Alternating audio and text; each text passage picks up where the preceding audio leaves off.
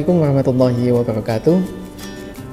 Perkenalkan, saya Nur Ahmad Budi Yulianto, dosen tetap D4 Program Studi Administrasi Bisnis Internasional di Politeknik Balikambang, Jepara dengan NIDN 06 1607 9202. Jadi dalam kesempatan ini saya ingin menyampaikan penilaian deskripsi diri untuk kerja Tridharma Perguruan Tinggi atau PDT UKT PT pada bidang pengajaran. Mata kuliah yang saya ampu adalah Manajemen Pemasaran dengan kode mata kuliah A02214 yang dilaksanakan pada semester 4 dengan beban SKS 2 SKS terdiri dari 1 SKS teori dan 1 SKS praktik. Capaian pembelajaran lulusan atau CPL, jadi pada mata kuliah ini berkontribusi terhadap pencapaian CPL Prodi D4 Administrasi Bisnis Internasional. Antara lain, pada S3 berkontribusi dalam kemajuan masyarakat berdasarkan Pancasila, S6 bekerjasama dan memiliki kepedulian sosial, S9 bertanggung jawab secara mandiri atas pekerjaan di bidangnya. Kemampuan umum 1 mampu berpikir logis dan terukur. Kemampuan umur 5 mampu mengembangkan jaringan kerjasama. Kemampuan khusus 3 mampu menyusun solusi atas masalah manajerial secara operasional. Dan kemampuan khusus 4 mampu menyusun dan mengevaluasi strategi pemasaran etis dan berkelanjutan.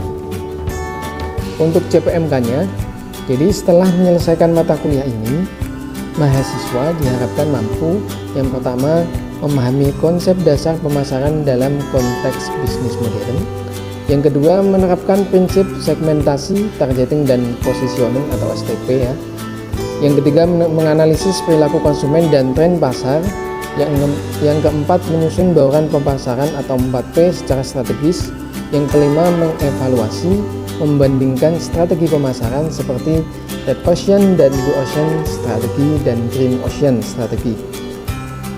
Untuk gambaran umum materi perkuliahan, yang pertama konsep dasar pemasaran dan perilaku konsumen, kemudian ada STP dalam pemasaran digital dan tradisional, ada bauran pemasaran, kemudian penerapan strategi Red Ocean, Blue Ocean, dan Green Ocean, kemudian evaluasi kinerja pemasaran menggunakan KPI, dan yang terakhir etika dan keberlanjutan dalam pemasaran. Pada video ini topik yang ditampilkan adalah Red Ocean Strategi, yaitu strategi bersaing dalam pasar yang sudah jenuh dengan fokus pada keunggulan kompetitif berbasis efisiensi dan diferensiasi harga. Untuk metode penilaian pada mata kuliah ini, jadi proses pembelajaran dilakukan melalui pendekatan student center learning, dikembangkan dalam 3 tahap. Yang pertama ada delivery, yaitu penyampaian teori atau studi kasus ya. Kemudian ada interaction ya, ada diskusi, tugas kelompok dan latihan simulasi, dan yang terakhir ada assessment, yaitu evaluasi berbasis kuis, tugas individu, proyek kelompok, UTS dan UAS. Untuk komposisi penilaian adalah sebagai berikut. Yang pertama kehadiran sebesar 10%, tugas individu dan kelompok 25%, UTS 30%, dan UAS 35%. Dan semua ketentuan pembelajaran sudah tertuang dalam kontrak kuliah yang disepakati bersama pada awal semester. Video pembelajaran ini menampilkan sesi pembahasan mengenai Red Ocean Strategi, yaitu strategi bersaing dalam pasar kompetitif melalui efisiensi operasional dan kekuatan bauran pemasaran. Jadi mahasiswa akan belajar bagaimana perusahaan bertahan dan menang dalam pasar yang padat dan sensitif pada harga. Demikian pernyataan dari saya. Terima kasih atas perhatian Anda. Wassalamualaikum warahmatullahi wabarakatuh.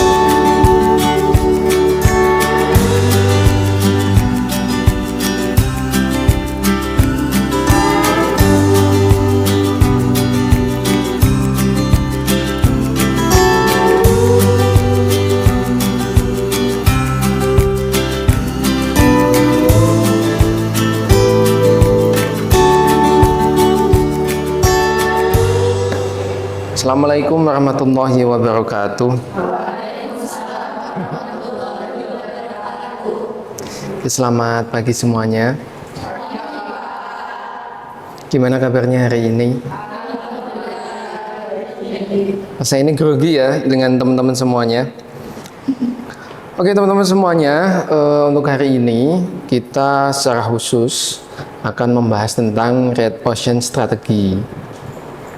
Karena ini adalah bagian dari strategi marketing terutama ya, atau pada umumnya strategi bisnis yang teman-teman harus pahami, karena ini adalah strategi yang sangat dasar dari manajemen pemasaran kita. Nah, tapi sebelum itu saya ingin karena tadi malam teman-teman kan sudah membaca buku ya. Nah, bukunya biasanya tebel-tebel banget. Nah, oleh karena itu saya pengen teman-teman coba mulai buka Mentimeternya. Di situ ada beberapa. Jadi untuk kodenya udah ya. Ini ya kodenya ya. Nah, oke, di pertanyaan pertama teman-teman, silahkan di sini ada pertanyaan, kamu tahu Red Ocean Strategy itu apa? Nah, silahkan diisi aja. Oke ya. Jadi dari pertanyaan ini ternyata ya, yang saya berhusnudon tadi malam udah baca, ternyata 11 orang menyatakan tidak tahu apa itu Red Ocean Strategy.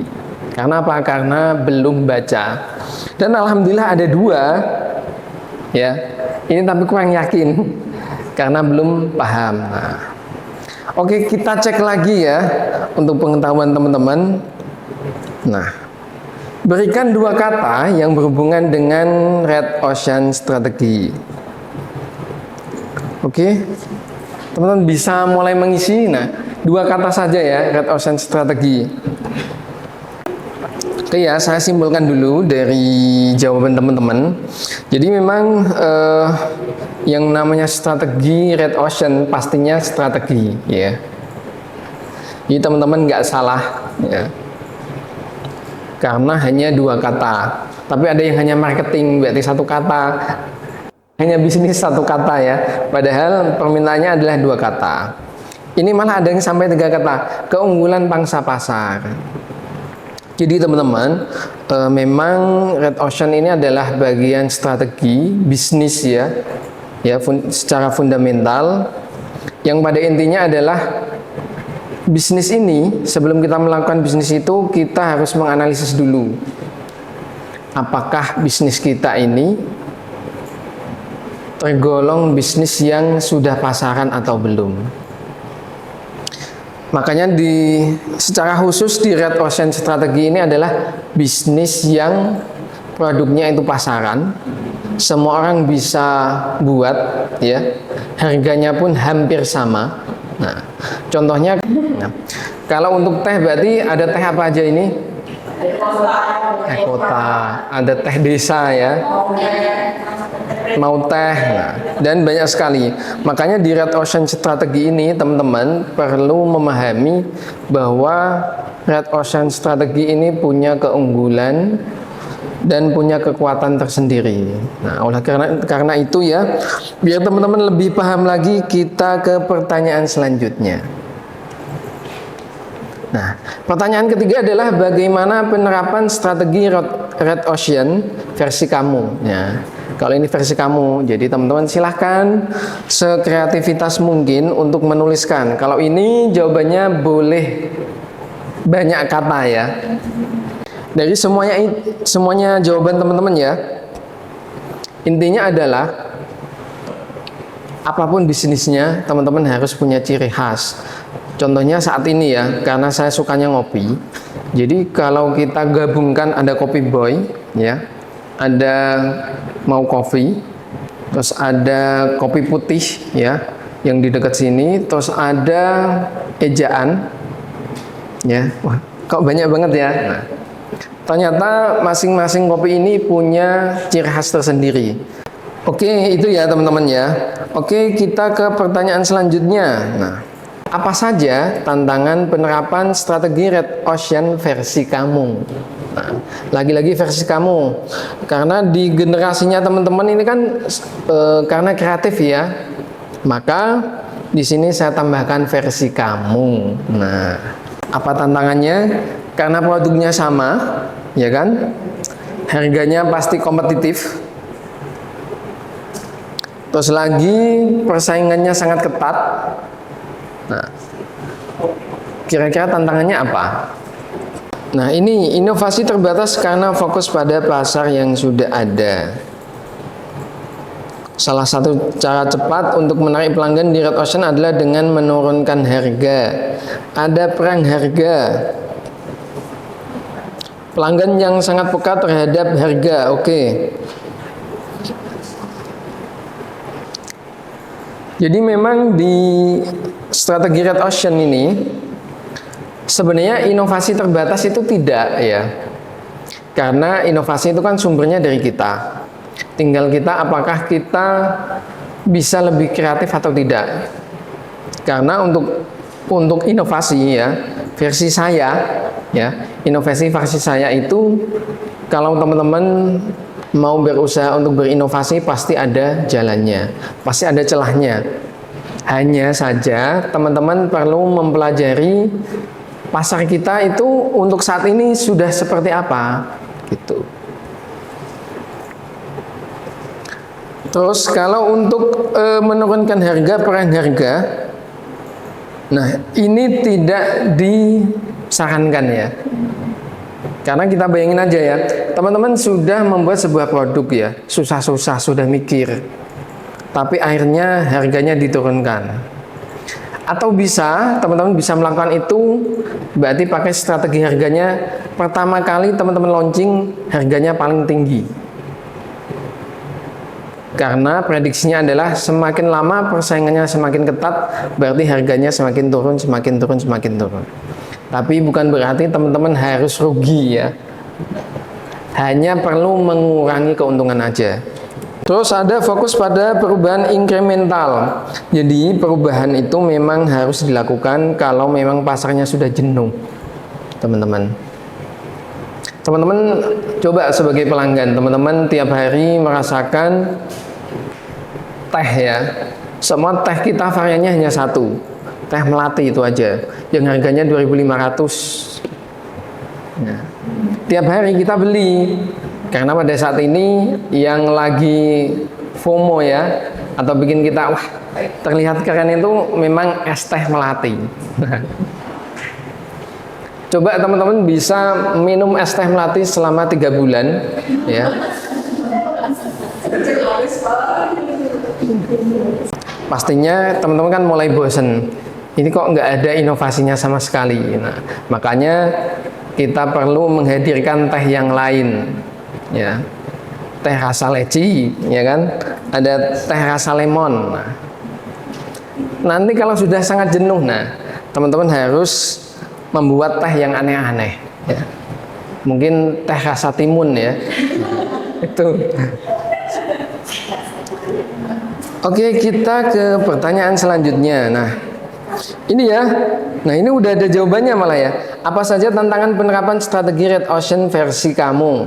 Nah, harga, kompetitor, inovasi, dan diferensiasi. Jadi 4 jawaban ini ya, yang paling menguntungkan untuk kita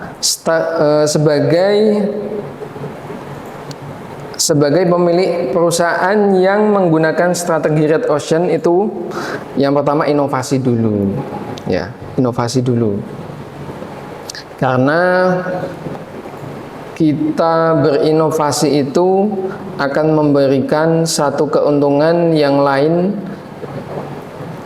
melalui kompetitor kita. Nah, jadi contohnya gini, teman-teman, tadi teh melati, terus besoknya ada teh leci ya. Jadi teman-teman yang lain atau pesaing kita, kompetitor kita belum membuat teh leci, kita harus membuat teh leci dulu. Nanti kalau mereka mulai membuat teh leci, nah kita mulai membuat teh melon. Oh, lemon ya. Nah, lemon. Kalau teh berbagai rasa sudah, nah waktunya kita membuat kopi. Pesaing kita membuat kopi ya, kita mulai membuat kopi susu. Nah, dan seterusnya. Karena dengan inovasi teman-teman akan menghasilkan diferensiasi. Mulai dari teh ya, yang hampir sama dengan teh itu ada kopi. Nanti kalau teh kopi sudah, berarti bisa sirup. Ya. Kalau semuanya udah dingin, berarti semuanya es ya. Kita buat yang pesaing kita nggak membuat, yaitu teh panas. Nah, itu kan sudah beda ya secara persaingan. Lanjut lagi, kita mulai ke materi lebih detail lagi ya. Nah, jadi sekali lagi tadi udah diterangkan di awal sebagai intro ya, bahwa Red Ocean Strategi adalah strategi bisnis yang digunakan oleh perusahaan dalam industri yang sama untuk memenangkan persaingan dan meningkatkan pangsa pasar. Kalau teman-teman tahu juga, sebenarnya orang Jepara itu kreatif semua. Karena apa? Kalau dibandingkan dengan orang lain ya, selain orang Jepara, pada saat orang Jepara itu lihat sebuah gambar ya, gambar kursi, gambar meja, itu mereka sudah bisa mengira-ngira kira-kira ukurannya berapa, nanti konstruksinya seperti apa, terus nanti untuk pakunya berapa. Rata-rata mereka sudah tahu. Tapi yang kurang di orang Jepara itu, karena rata-rata untuk pengetahuannya kurang ya, makanya bisa saya simpulkan rata-rata orang Jepara itu pakainya Red Ocean Strategi. Tetangganya buat kursi raja, ya, saya akan buat kursi raja. Kursi rajanya bunganya ada 5, saya ikut bunganya ada 5. Nah, kalau kursi raja udah nggak laku, saya dapat orderan baru kursi taman, tetangga saya akan membuat kursi taman. Akibatnya karena persaingannya sengit ya, yang awalnya harganya 600 atau bahkan 1 juta, besok bisa menjadi 400. Itu sesuai itu ya, sesuai dari pengalaman saya. Makanya teman-teman, bisnis apapun teman-teman harus punya strategi secara khusus. Nah, kalau memang perlu, strateginya adalah teman-teman launching pertama. Kalau biasanya ya untuk kuliner launching pertama itu diskonnya mati-matian, alias bakar duit. Ya. Gratis satu beli 1 gratis 5. Wah, ini pasti rugi karena nggak masuk akal.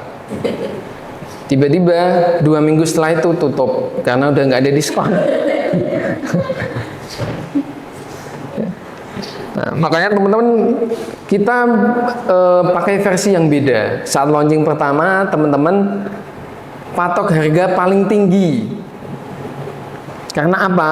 Karena teman-teman yakin pesaingnya banyak. Karena ini Red Ocean Strategi, pasti lambat laun harganya akan menurun. Akhirnya rugi, harus ganti produk lagi. Nah, makanya jika teman-teman memang di Red Ocean Strategi, teman-teman harus punya ciri khas tertentu untuk memenangkan persaingan pasar.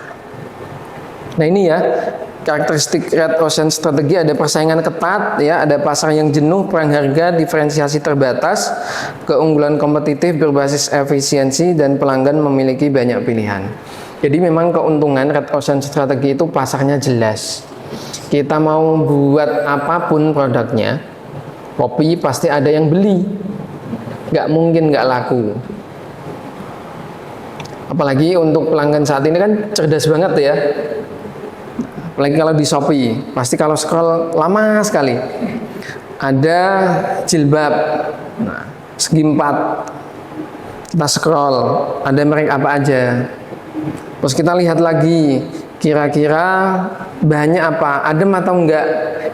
Terus terakhir, diskon atau enggak, atau flash sale atau enggak. Nah, sampai yang flash sale itu baru kita beli.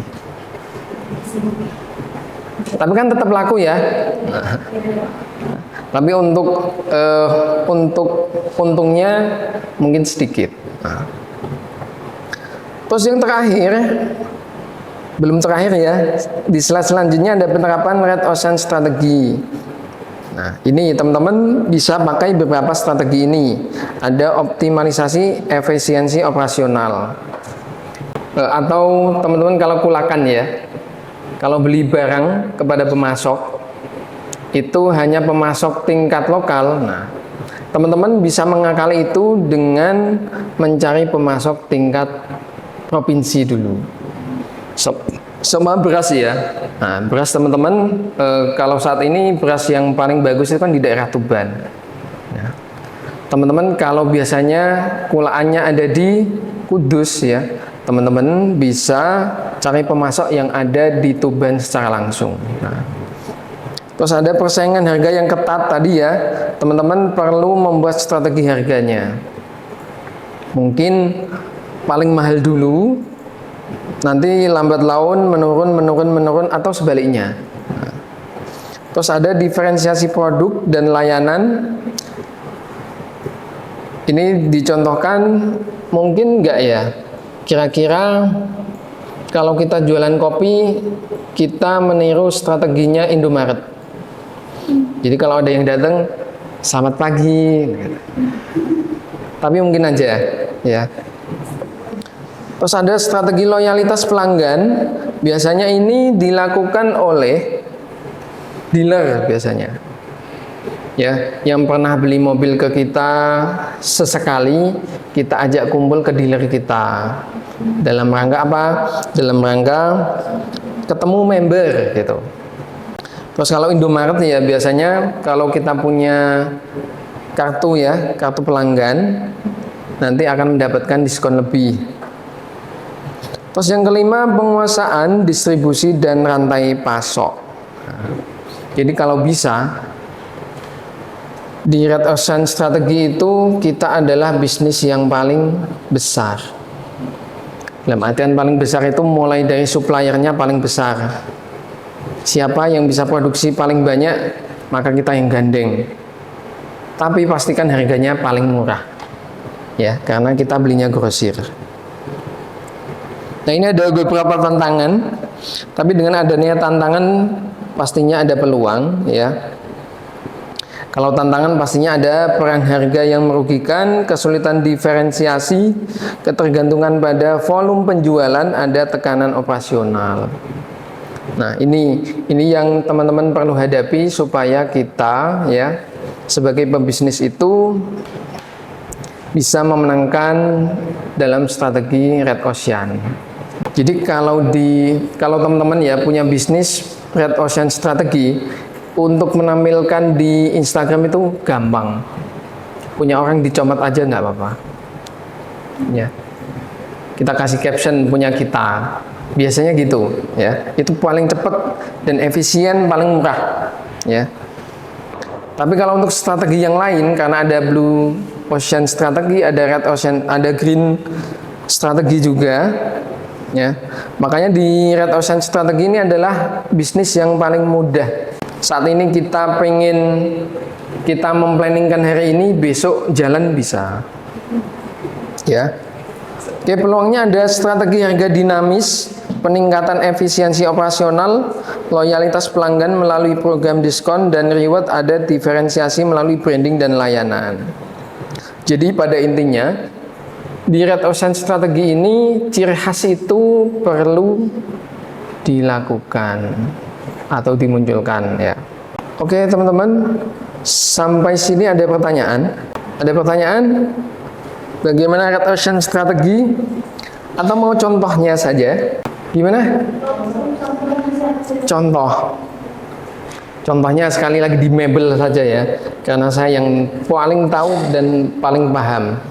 Jadi pengalaman saya di mebel itu, kalau dulu Saya pengen menjadi orang satu-satunya orang yang produksi kursi raja. Ya. Akibatnya apa? Target saya juga sangat tinggi. Karena saya mempunyai karyawan kurang lebih 26. 26 di bagian tukangnya satu ya, tukang kayunya satu, 23-nya itu tukang ukir, satunya tukang ngamplas. Nah, target saya tiap minggu itu 24 juta ya, target saya omset ya, itu ya, omsetnya 24 juta. Tapi karena bisnis saya ada di Red Ocean Strategi, yang di samping kanan saya ya, atas bawah ya, itu sudah ada pesaingnya. Kalau saya di harga 600, pesaing saya harganya sudah 400. Itu kan sangat apa ya, sangat nakal sekali ya kalau untuk urusan bisnis. Tapi saya punya satu strategi ya, minta bocorkan nggak apa-apa ya.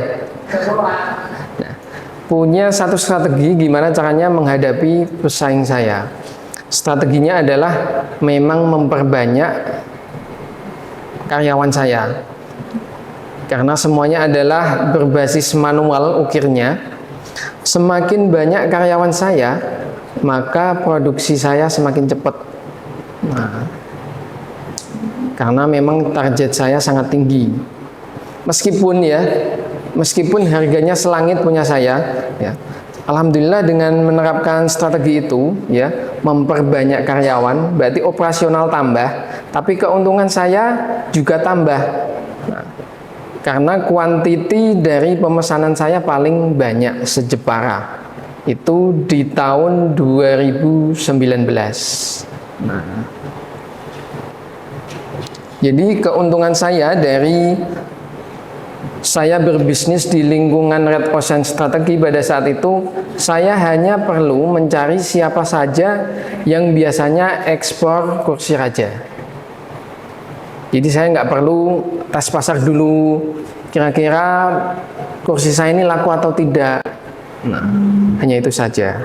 Nah, jadi itu contoh konkret yang bisa teman-teman contoh ya, atau sebagai refleksi dari teman-teman bagaimana menjalankan sebuah bisnis, terutama kebab. Itu ya teman-teman, contoh konkret dari Red Ocean Strategi. Sebelum saya akhiri, biar teman-teman lebih memahami lagi tentang Red Ocean Strategi, karena hasil survei di awal itu teman-teman belum baca. Nah, maka dari itu saya memberikan tugas kepada teman-teman. Ya, tugasnya adalah teman-teman harus menyusun ya sebuah planning bisnis atau bisnis plan. Kira-kira produknya apa? Ya, strateginya harus pakai Red Ocean Strategi. Keunggulan dari produknya apa? Ya. Terus nanti selain dari keunggulan, kira-kira strategi yang dipakai apa? Nah, bagaimana langkah operasionalnya? Ya. Dan ini nanti diketik ya, diketik melalui Microsoft Word, teman-teman. Terus untuk minggu depan kita kumpulkan dan mulai kita presentasikan. Nah, itu ya teman-teman untuk materi hari ini. Jadi mohon maaf kalau pada saat saya menjelaskan ada yang kurang paham ya. Semoga sih paham semua. Betul. Oke, sampai jumpa di kesempatan selanjutnya. Dari saya cukup sekian. Wassalamualaikum warahmatullahi wabarakatuh. Waalaikumsalam.